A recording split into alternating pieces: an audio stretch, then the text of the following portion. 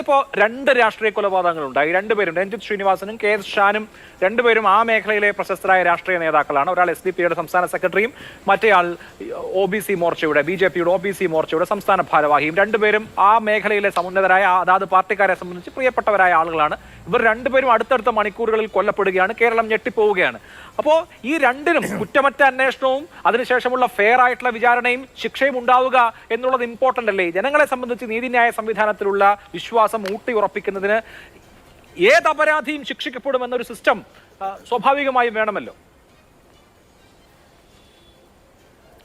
അഭിലാഷ്, തീർച്ചയായിട്ടും.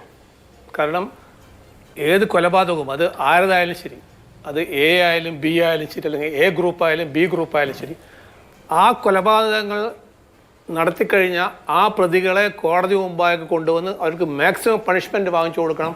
ആ പണിഷ്മെൻറ്റ് അവിടെ നടപ്പാക്കിയെന്ന ബോധം സമൂഹത്തിൽ ഉണ്ടാക്കണം. എന്നാൽ മാത്രമേ നമ്മുടെ ഈ സിസ്റ്റം വിജയിച്ചു എന്ന് പറയാൻ പറ്റുള്ളൂ. അപ്പോൾ അത്തരത്തിലുള്ള അത് ഷാനിൻ്റെ കൊലപാതകമായാലും ശരി, ഇന്നിപ്പോൾ കൺവിക്ഷനായ ഈ കേസിലെ കൊലപാതകമായി ഏത് കൊലപാതകമായാലും അത് അന്വേഷണ ഏജൻസി പ്രോപ്പറായി ഇൻവെസ്റ്റിഗേറ്റ് ചെയ്ത് സിസ്റ്റമാറ്റിക്കായി ഇൻവെസ്റ്റിഗേറ്റ് ചെയ്ത് എല്ലാ എവിഡൻസും കോർത്തിണക്കി ഒരു ചെയിൻ ഓഫ് ഒരു ബിൽഡപ്പ് ഉണ്ടാക്കി, ഒരു കേസ് ഉണ്ടാക്കി, അതായത് എല്ലാ തെളിവുകളും കോർത്തിണക്കിക്കൊണ്ട് ഒരു മതിയായ ഒരു പ്രോസിക്യൂഷൻ ഒരു റിപ്പോർട്ട് തയ്യാറാക്കുക. അത് പ്രോസിക്യൂട്ടർ പ്രോപ്പറായിട്ട് പ്രോസിക്യൂഷൻ കണ്ടക്ട് ചെയ്യുക. അങ്ങനെ പ്രോപ്പറായിട്ട് കണ്ടക്ട് ചെയ്താൽ തീർച്ചയായിട്ടും നമ്മുടെ ജുഡീഷ്യൽ സിസ്റ്റം അതിനെ ബാക്കപ്പ് ചെയ്യും. അത്തരത്തിലുള്ള ശരിയായ പ്രതികൾ ശിക്ഷിക്കപ്പെടുക.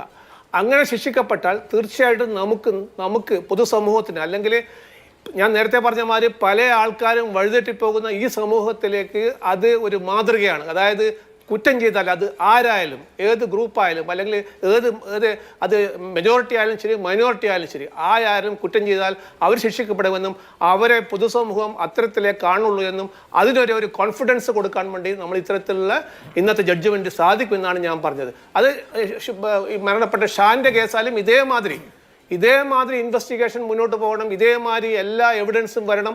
ഇതേമാതിരി കേസ് പ്രോപ്പറായിട്ട് ഈ പ്രോസിക്യൂഷൻ കണ്ടക്ട് ചെയ്യണം. എന്നിട്ട് അതിൽ ആരാണോ പ്രതികൾ അത് ശിക്ഷിക്കപ്പെടണം. എന്നാൽ മാത്രമേ നമ്മളെല്ലാവരും ഈ നിയമം നടപ്പാക്കിയെന്നും, അല്ലെങ്കിൽ നിയമവാഴ്ച അല്ലെങ്കിൽ റൂൾ ഓഫ് ലോ പ്രിവെയിൽ ചെയ്തൊരു രാജ്യമാണെന്നും, ഇവിടെ നമ്മുടെ സൊസൈറ്റി അങ്ങനെ നീങ്ങുന്നതെന്നുള്ള ഒരു ബോധം നമ്മുടെ പൊതുസമൂഹത്തിൽ ഉണ്ടാവുള്ളൂ. അപ്പോൾ തീർച്ചയായിട്ടും അത് ചെയ്യണം. പക്ഷെ അതേസമയം തന്നെ നമ്മൾ ഈ ഒരു മരണത്തെക്കുറിച്ച് മരണം മാത്രം മരണപ്പെട്ട അത് മൈനോറിറ്റിയാണ്, അത് മെജോറിറ്റിയാണെന്ന് പറഞ്ഞ് സമൂഹത്തിൽ സംസാരിക്കുന്നതിനെക്കാട്ടും നല്ലത് എല്ലാ കൊലപാതകങ്ങളും രാഷ്ട്രീയവൽക്കരിക്കാതെ അത് ആരാണോ ചെയ്തത് അവരെ ശിക്ഷിക്കപ്പെടുന്നതിൽ നമ്മളെ സമൂഹം മുന്നോട്ട് പോകണം. അങ്ങനെ മുന്നോട്ട് പോയാൽ മാത്രമേ ഇന്നത്തെ ഇതുപോലെ ജഡ്ജ്മെൻറ്റുകൾ ഹൈലൈറ്റ് ചെയ്യാനും അത് സമൂഹത്തിന് നേരത്തെ ഞാൻ പറഞ്ഞ മാതിരി ഒരു താക്കീതായി മാറുകയും ചെയ്യുള്ളൂ. അതിനാണ് നമ്മൾ എത്തിക്കേണ്ടത്.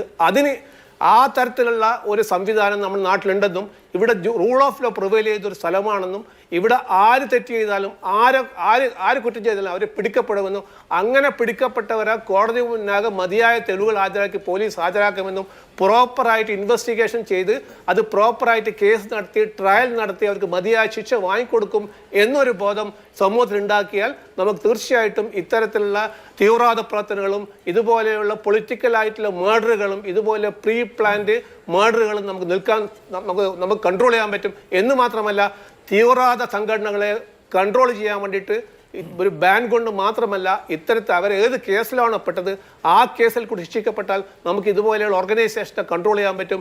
സമൂഹത്തിൽ നമ്മളെല്ലാം ഉദ്ദേശിക്കുന്ന ഇന്ന് ജനുവരി 30 നമ്മുടെ രാഷ്ട്രപിതാവ് എന്താണ് വിഭാവനം ചെയ്തത് അത്തരത്തിലുള്ള സമൂഹം കെട്ടിപ്പടുക്കാൻ നമുക്ക് തീർച്ചയായും സാധിക്കും എന്നാണ് എനിക്ക് പറയാനുള്ളത്.